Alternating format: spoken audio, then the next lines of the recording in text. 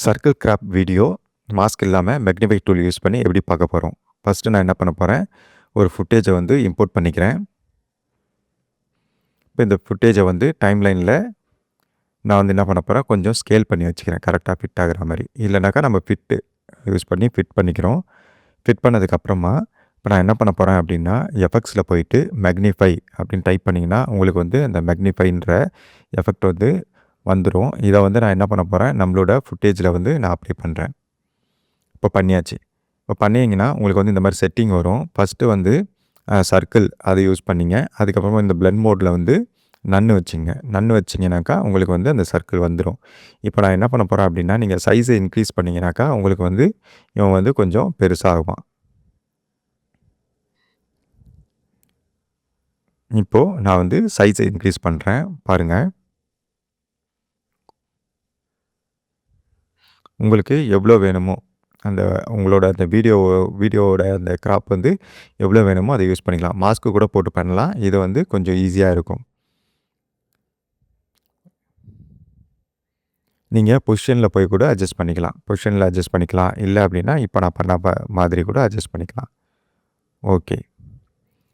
இப்போது இவனை வந்து நம்ம எந்த இடத்துல வேணாலும் மூவ் பண்ணி வச்சுக்கலாம். இங்கே பாருங்கள், எங்கே வேணாலும் மூவ் பண்ணி வச்சுக்கலாம். இது வந்து ரொம்ப பெருசாக இருக்கிறதுனால நான் வந்து ஸ்கேல் பண்ணிக்கிறேன். நமக்கு எவ்வளோ வேணுமோ, சர்க்கிள் வந்து எவ்வளோ வேணுமோ அதை வந்து யூஸ் பண்ணிக்கலாம்.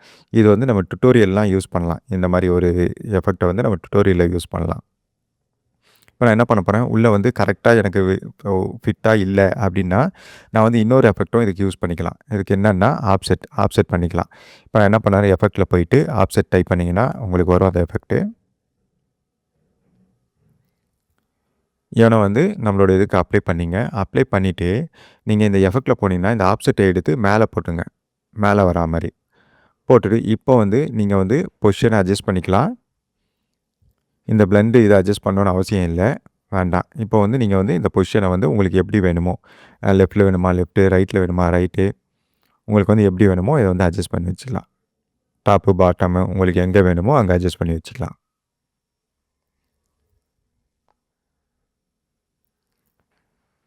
அவ்வளோதான் ஃப்ரெண்ட்ஸ். இது வந்து ரொம்ப ஈஸியான மெத்தடு. நீங்கள் வந்து ஒவ்வொரு வீடியோலையும் மாஸ்க் பண்ணி நீங்கள் ரெடி பண்ணுறதுக்கு பதிலாக இந்த மேக்னிஃபையும் இந்த ஆப்ஷனையும் யூஸ் பண்ணி நீங்கள் வந்து ரொம்ப ஈஸியாக வந்து இந்த எஃபெக்டை வந்து பண்ணலாம். Thank you friends. மறக்காமல் சப்ஸ்கிரைப் பண்ணுங்கள், லைக் பண்ணுங்கள். உங்களுக்கு பிடிச்சிருந்தாக்கா என்னோடய எல்லா வீடியோவும் பாருங்கள். கண்டிப்பாக ஆஃப்டர் எஃபெக்ட்ஸ் டுட்டோரியல் உங்களுக்கு பிடிக்கும். Thank you friends.